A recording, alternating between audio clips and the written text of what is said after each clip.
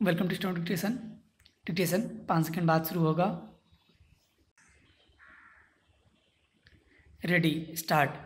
देश के नाम अपना संदेश देते हैं। इसमें वे राष्ट्र की प्रगति पर प्रकाश डालते हैं और आगे के कार्यक्रम बताते हैं। यह भाषण रेडियो और दूरदर्शन द्वारा सारे देश में प्रसारित किया जाता है। जय हिंद के नारे के साथ यह स्वतंत्रता दिवस समारोह समाप्त होता है। रात्रि में जगह जगह पर रोशनी होती है। सबसे अच्छी रोशनी संसद भवन और राष्ट्रपति भवन पर की जाती है।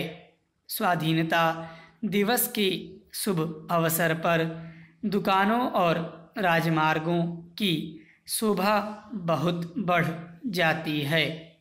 जगह जगह सांस्कृतिक और सामाजिक कार्यक्रम आयोजित होते हैं, जिससे अत्यंत प्रसन्नता का सुखद वातावरण फैल जाता है।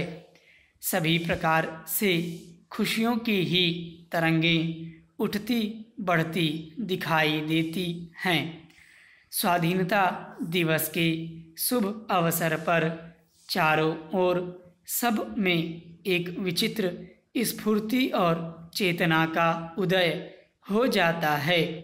राष्ट्रीय विचारों वाले व्यक्ति इस दिन अपनी किसी वस्तु या संस्थान का उद्घाटन कराना बहुत सुखद और शुभदायक मानते हैं।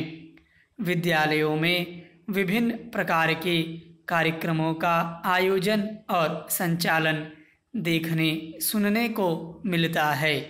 प्रातःकाल सभी विद्यालयों में राष्ट्रीय झंडा फहराया जाता है और जन गण मन अधिनायक जय हे भारत भाग्य विधाता राष्ट्रीय गान गाया जाता है। कहीं कहीं इन बाल सभाओं में मिष्ठान वितरण भी किया जाता है। ग्रामीण अंचलों में भी इस राष्ट्रीय पर्व की रूपरेखा की झलक बहुत ही आकर्षक होती है।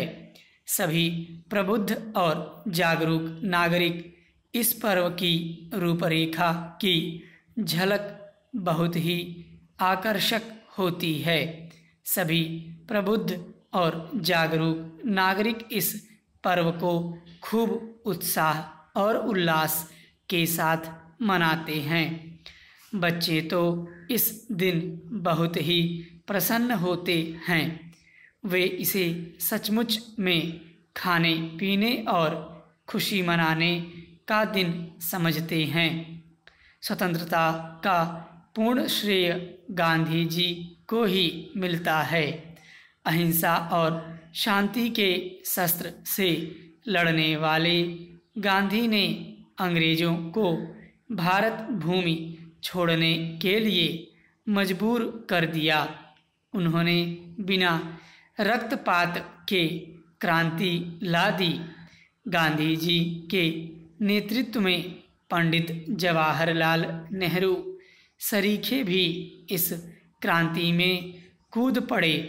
सुभाष चंद्र बोस ने कहा था, तुम मुझे खून दो, मैं तुम्हें आज़ादी दूंगा। इस प्रकार जनता भी स्वतंत्रता प्राप्ति के लिए आतुर हो उठी। गांधी जी द्वारा चलाए गए आंदोलनों से लोगों ने अंग्रेज सरकार का बहिष्कार कर दिया।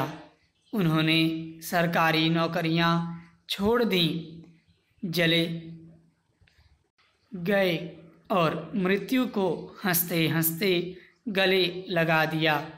अंत में खून रंग ले ही आया, लेकिन दुर्भाग्य का वह दिन भी आ गया। भारत की दुर्भाग्य नीति ने भारत के ललाट पर इसकी विभाजक रेखा खींच दी। यथाशीघ्र देश का विभाजन हो गया। हिंदुस्तान और पाकिस्तान के नाम से भारत महान बंटकर 2 भागों में विभाजित हो गया। स्थल लाल किले पर स्वतंत्र भारत के प्रथम प्रधानमंत्री पंडित जवाहरलाल नेहरू ने तिरंगा झंडा लहराया था। इसी भांति लाल किले पर प्रत्येक वर्ष झंडा लहराया जाता है। स्टॉप।